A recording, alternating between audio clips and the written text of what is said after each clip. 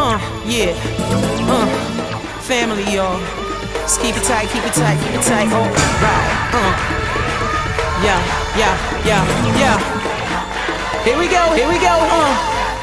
So that's the book of Exodus. The Jewish religion then, do you recall when these events are taking place? Did Abraham live only a few years before Jesus? If we were to date these events, what dates have we roughly used in the past for these? So Abraham we've dated roughly to, say, around 1800 BC. And of course, these are just estimates. Moses, when do we date Moses to? We often date Moses to somewhere around, say, 1200 BC. And so we have these 1200 years more or less. Of course, the date shifts depending on the scholar with whom you speak. But we have these 1200 years between Moses and Jesus. So what's happening now during these 1200 years? Some of the things that we see in this Jewish religion. So from the time of Moses, all who observed this covenant, this law, became known as the Jews, or the ancient Israelites. And the Jews then, let's see if there's anything that we can say about these 1200 years, about how it is that they did things that resembled what we today consider baptism. The primitive Jews used to have different rites and ceremonies. For instance, they used to believe that you became unclean if you did certain things. And so in order to go from being unclean to being clean, there were different ceremonies. Think about that for a moment. Isn't that kind of the same with what we believe about baptism? Going from being unclean to clean, being washed clean in baptism. So they had various ceremonies too where they were washed clean. Not physically, right? It's like baptism. We're not physically washing the child clean. It's a symbol of washing them of sin. For the ancient Jews, then, there's a similar notion insofar as they believed that they could become unclean, and so there had to be rites for becoming clean again. What were some of the ways that the ancient Jews became unclean? What were some of the things that you could do as an ancient Jew that would make you unclean? What about touching a dead body? Do you remember the story of the Good Samaritan? So, before we start blaming the priest who didn't touch the Samaritan, let's think about it for a moment. In the story of the Good Samaritan, a man is beaten and left for dead. A priest comes by and sees him there. What does the priest do? Does the priest go to help him? Ooh, keeps walking. Why would a priest keep walking rather than help? Because if you touch a dead body, what happens? You're unclean. If you're unclean, can you do your temple sacrifices? Can you act as a priest? No. And so, for instance, in those stories, when you see people like the priest or the Levite just passing that dead body and leaving that person is left for dead. That person is not groaning no, that person looks dead. Looks like a dead corpse. Is the priest going to touch it? No. Because if you touch that body, you are made unclean. And if you're unclean, then you're not serving the temple. Deacon? That question asked of me, what about in the present time, the handling of ashes? Say more. What about the handling of ashes? Is that unclean, or is that against our moral principles? You know, somebody gets burnt. What kind of ashes? Are you talking human ashes? Human ashes. Oh, interesting. So the question would be then, does something like touching, is there anything that we can touch today as a people that would make us unclean as Christians? So, for instance, the question could be, for instance, the ashes of a person. Would the ashes of a person make you unclean in some moral way, in some ontological way? If I touch the ashes of a person, am I made unclean? Maybe physically. Follow me now. I mean, if I pick up dirt with my hand, then I'm going to be physically dirty, physically unclean. If I pick up dirt, if I pick up ashes, I'll have to find some way to wash my hands. But does it make us unclean in any way? We know that we come from ashes, we return to ashes. And so we've always had a deep respect for a person's ashes, which is why, especially in Catholic churches since the 1990s, bishops have said cremation is okay as an alternative. But rather than throwing ashes all around in whatever places, the bishops have always suggested that they be respectfully buried. Interesting. So then another thing there, Father. So somebody say somebody get cremated, and their ashes are separated. Like you mentioned right now, spread them around somewhere, will be separated in the ashes. And as same as we talked about last time, that this one person, say the wife, person kept half of the ashes and the daughter kept the other half. Right. They're separated. They're separated, but what does that mean? I mean, when Christ appears in glory, Christ has died, Christ has risen, Christ will come again. When Christ appears in glory, does it matter where our ashes are encountered on this earth? Let's say, is it important?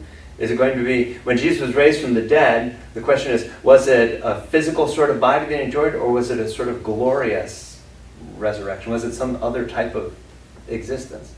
Excellent observation. Let's think about, for instance, with our former Archbishop in the American Catholic Church, Archbishop Harms. When he passed away, what did they do with his remains? Did they bury him?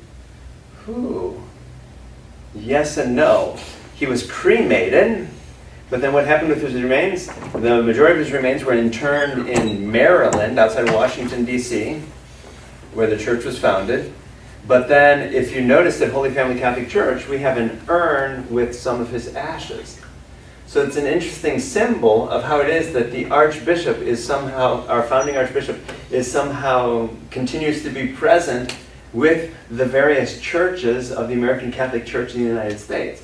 We've heard this with other religious figures in other places, right? If you go to Emmaus Catholic Church here in Austin, you'll see the ashes of the priest who built that church. Monsignor McCabe, you'll find his ashes interned in that special place. It's Monsignor McCabe is no longer there, but at the same time his ashes are there. Some part of him is still there. A relic.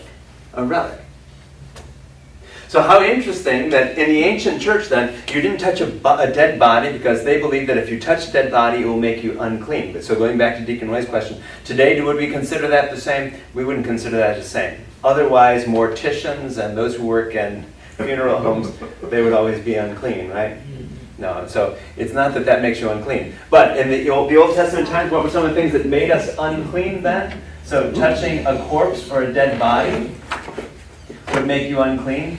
Can we think of other things that would make you unclean? Essentially, those things that would make you unclean are those things where the human and the divine meet. And death is one of them, right? Death is where we go from being human to no longer, we go into that ineffable mystery. So the human and the divine meet there, so death was a holy thing, and if you touched a dead corpse, you were unclean. What were some of the other instances that could make you unclean? Deacon Cleophas said that people were sprinkled with what? Blood. If you touched blood, human blood, what would that do to you? That would make you unclean. Why? Because blood again, there's that connection between human and not. If you don't have blood, right? If you're cut and all of your blood runs out of you, what happens? You're dead. The ancients realized this, that a person could bleed to death. They knew that blood was important. There was something sacred, something special, something magical about blood, that so long as it was in your body, you were alive. And after too much of it came out of the body, you were not alive. So if you touched blood, you were unclean. Ooh, what does this mean for women? We were talking about differences between men and women. Circumcision didn't affect women. However, the ancients figured that there's this phenomenon that happens with women. Every so many days something happens and there is blood involved. What did that mean for our ancient Israelite ancestors, the ancient Jews? It meant that when they were experiencing that time of the month, they were unclean.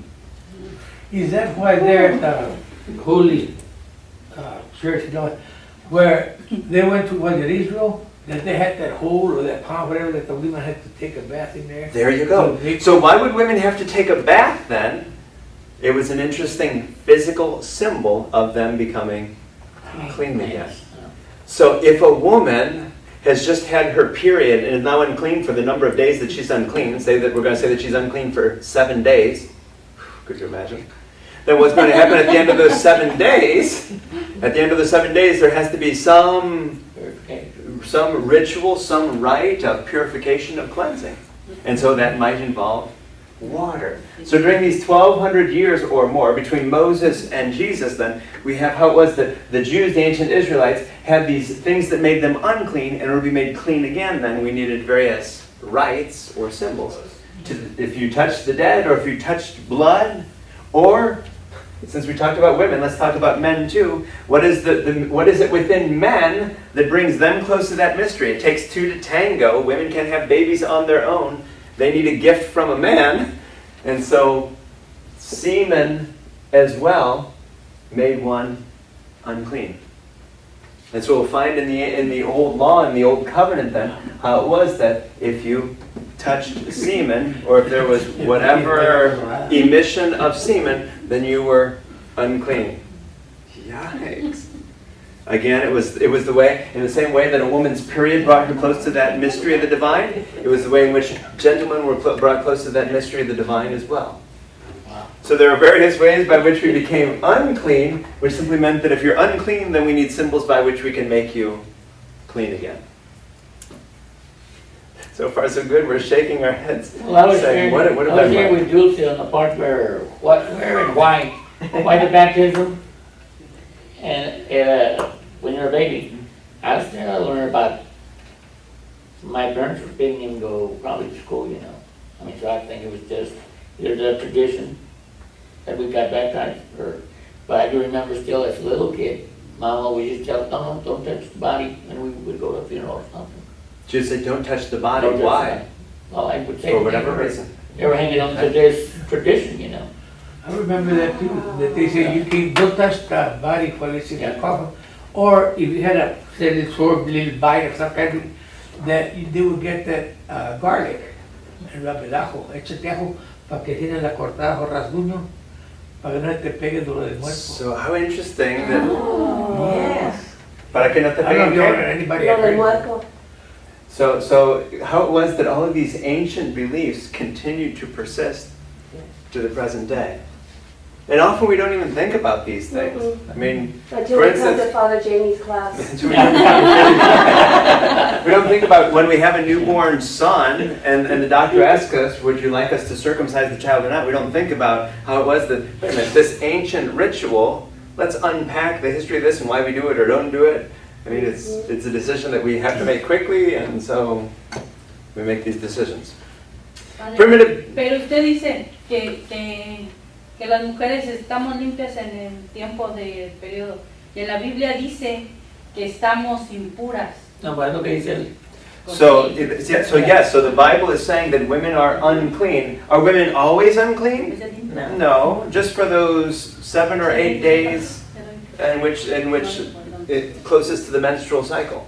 So women are not always unclean, it's just during that time in which there's blood.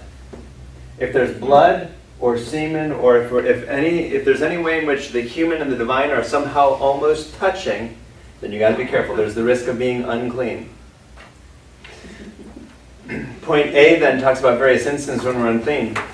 Various examples of when we're unclean then, when you get too close to the elemental mysteries of life. When you touch semen or menstrual discharge. When you're ill or involved in childbirth. What's involved in childbirth? When you handle the dead body. And so how it was that in the old covenant, in the old law, there were various prescriptions for if you touch any of these things, you are unclean. If you're ill, can we think of some people who are ill who are labeled unclean? Lepers. If you had leprosy, you were unclean. You were banished from our town and had to live outside the city.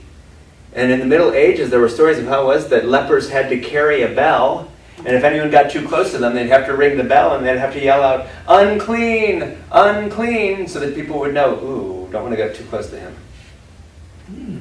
Ooh. I thought that they weren't supposed to get nowhere near where there was something like that. That's right. They would have to be like, not a cave, but in like a surrounding place, like a creek bed or something like that. They would be like in the outskirts. Yeah. the So in outskirts area. Jesus' time, the lepers were not living in the middle of the city with the people. If you were a leper, then you were unclean, you were outside the city. And we did it as precautions. It was a health precaution, right? It was our way of being able to remove the possibility of all of us getting leprosy. If Deacon Cleophas catches leprosy, we love Deacon Cleophas, but he's got to go. right? Until, yeah, Take and, out your maybe bill. we'll go out and we'll talk to him from a distance. I can ring my bell. But do any of us want to risk getting what Deacon Cleophas has? And until a priest can certify that he is ready to come back into the community, he's gone. In other words, Roy would have to come in and say, go present yourself to Father Jay. There you go. When Deacon Roy comes to heal Deacon Cleophas, he'll heal him, but then who's going to be the one who lets him back into the community? The priest. Yeah. Wow. I mean, it wouldn't be just enough where Deacon Roy would tell me, welcome. No. Go present yourself to Father. So how interesting that we have these conceptions of what makes us clean or unclean. And if you were unclean then, the thinking was that affects your relationship with God, right? If you're unclean, if you're a priest who touches a corpse and are now unclean, should you be allowed to make sacrifices in the temple? You are unclean. So somehow this state of being unclean affected you and your relationship with God. You menstruated, you had a wet dream, you touched blood, you touched a corpse, whatever it was. There were various things that affected your relationship with God. How interesting that centuries later we continue to live with the remnants of that thinking. So Father, right now, is it still that you cannot touch a body? No. A dead body? No, so going back to Deacon Roy's question, is there anything that we could touch that would make us unclean in the same sense? I can't think of a single thing. I can't think of a single thing. That is A to lot of say, times they want you to. that's right. So whether it's a dead body or whether it's blood, I mean, there are all sorts of people who work in all sorts of occupations today who work in these things, and there would be no labeling of them as unclean. But 3,000 years ago, when that was the case, then if you were labeled unclean, we had to find ways to make you clean again. And so what's a symbol of cleansing? A natural symbol would be to take water and to have some ritual washing. It's not like that washing is really going to make you clean, but it's a symbol of that, right? So you finished your menstrual cycle now and are ready to come back into the community. You have a certain rite in which you participate of cleansing, purification, and then we let you back into the community. Wow, how interesting. So am I led to understand that women were outside the city for 8 days? Really? I mean, just imagine the society in which all of this was And happening. how, and how do they know? How do who know? How did people know who was clean or unclean? Or Well, you were going to tell us, you were going to be honest and tell us if you were not You're clean. gonna ring the No. bell. Remember, Isabel hasn't, you want to ring the bell and let them go. she hasn't had a period since she was 14. Wait a minute, It was just like, we didn't want to risk the purity. I mean, imagine for a moment if we as a society were so focused, so fixated on keeping our community clean, that we would obviously have various rituals and ways of knowing so that, ooh, wait a minute, Dulce, it's time for you to, this is the belief of the people. Right? You know, Kimberly Clark wasn't around making sanitary products. What does that mean then? Who is involved in these rites? We of course know in the Jewish religion, our ancient Israeli ancestors, we had priests. And what was the job of the priests then? The priests, as we've often said, the job of the priests is to connect people with God. And so they were the ones who had to ultimately make the decisions. Deacon Cleophas, that's leprosy. Gotta go. Ooh, Deacon Cleophas, it looks like you've been healed. You can come back in. It was the priest's job to safeguard the purity of the community. Couldn't it be said that there are many priests today, not in the American Catholic Church, but in other churches who perceive that as being their job? We got to keep our church holy, and so we've got to exclude certain people. Because that was the job of priests in the ancient Israelite religion. It was making sure that our community remained clean. So then, we won't be carrying a bell. You hear bells all day long. Ding, Sí, es lo que menos queremos las mujeres que sepan estos días. No. It was an anthropocentric Los world. no. How interesting it would have been if it were not a male-centric world, but if it were a female-centric world, because the Bible was was written in a male-centered world. We